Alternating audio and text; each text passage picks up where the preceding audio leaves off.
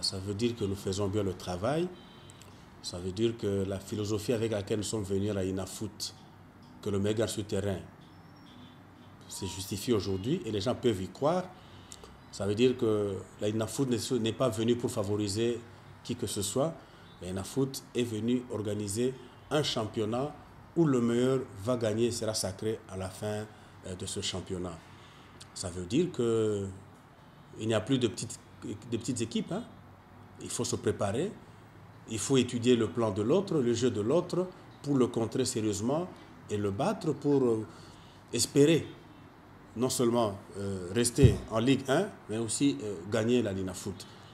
J'aime beaucoup cette question parce que ça me permet de dire aux gens que ceux qui ont été habitués à voir la INAFOOT favoriser un club, ils doivent savoir que ce temps est révolu.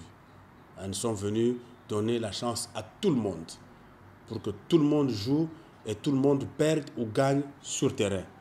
Bien entendu, le règlement peut vous donner la possibilité de gagner au bureau avec le règlement si jamais on a aligné tel joueur qui n'était pas ou alors un problème. Mais nous pensons que le meilleur doit gagner sur terrain. Et cette philosophie, nous allons continuer avec.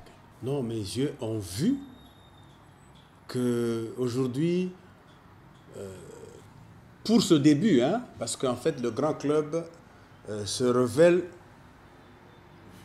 au fur et à mesure que le championnat se tient. Mais là, c'est difficile de reconnaître Mazembe, c'est difficile de reconnaître V-Club ou Daring Club Moté Apembe. Vous parlez de Blessing, vous parlez de Maniema Union, vous parlez de Renaissance.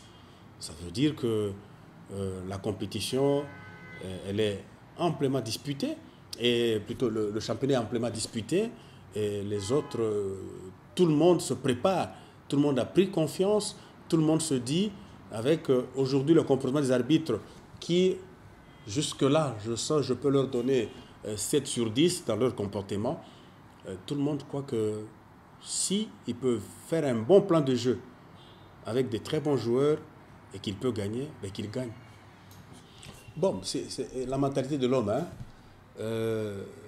La période d'enseignement a été ouverte il y a très longtemps. Les gens attendent seulement la dernière minute. C'est un peu comme les étudiants. Hein. On attend la période de blocus pour commencer à étudier. Ben, écoutez, pour le moment, moi, j'attends. Demain, le 31 à minuit, et le lundi, je vous dirai qui est là. Mais s'il arrive qu'il y a un club de Ligue 2 qui ne s'est pas fait enregistrer à FIFA Connect, ben comment va-t-il évoluer en championnat s'il n'a pas enregistré ce joueur? Donc, je verrai clair à partir de lundi. Hein, je verrai clair à partir de lundi qui s'est fait enregistrer, qui ne s'est pas fait enregistrer. Ceux qui se sont fait enregistrer, ben, tant mieux, continuer avec la Ligue 2. Mais ceux qui ne se sont pas fait enregistrer, je crois qu'il leur sera difficile de jouer le championnat de la Ligue 2. La FECOFA a mis de l'ordre dans ce secteur. Je crois qu'il faut que le club puisse se ranger. Et c'est pour leur bien d'ailleurs. Hein, c'est pour leur sécurité, parce que c'est eux qui recrutent le joueur, qui le font jouer, qui les font découvrir auprès des autres. Alors quand les autres viennent, il est tout à fait normal que le club se retrouve. Mais il va se retrouver comment si on ne sait pas reconnaître que ce joueur est de votre club. Donc le projet FIFA Connect est, à mon sens, à l'avantage du club. Vous dites qu'il est une condition sine qua non pour participer au championnat. Mais l'enregistrement, ça veut dire c'est les joueurs qui doivent participer à un championnat. Si vous ne les avez pas fait enregistrer, comment vous allez participer au championnat? Il y a des rencontres alléchantes, comme vous l'avez dit, qui ont pratiquement la même valeur que certaines rencontres de la Ligue 1. Quand vous jouez MK Kouya, c'est une rencontre alléchante. Quand vous allez au Katanga, vous jouez Étoile Jaune contre Manika, par exemple. Manika contre Uspanda. Ou alors Chinkunku, Asbantu. Mais c'est des anciens vainqueurs de la Coupe du Congo. Donc c'est des rencontres alléchantes qui méritent d'être vues. Et donc quand vous programmez plutôt un match comme celui-là, le public a envie de venir voir le match au stade. Eh bien, comme c'est le huis clos, nous devons continuer avec les mesures que nous avons prises pour la Vodacom Ligue 1, bon, en espérant que cette maladie disparaisse et que l'État puisse lever cette mesure. Est-ce que vous êtes en train d'amorcer une démarche d'entrée progressive du public au stade?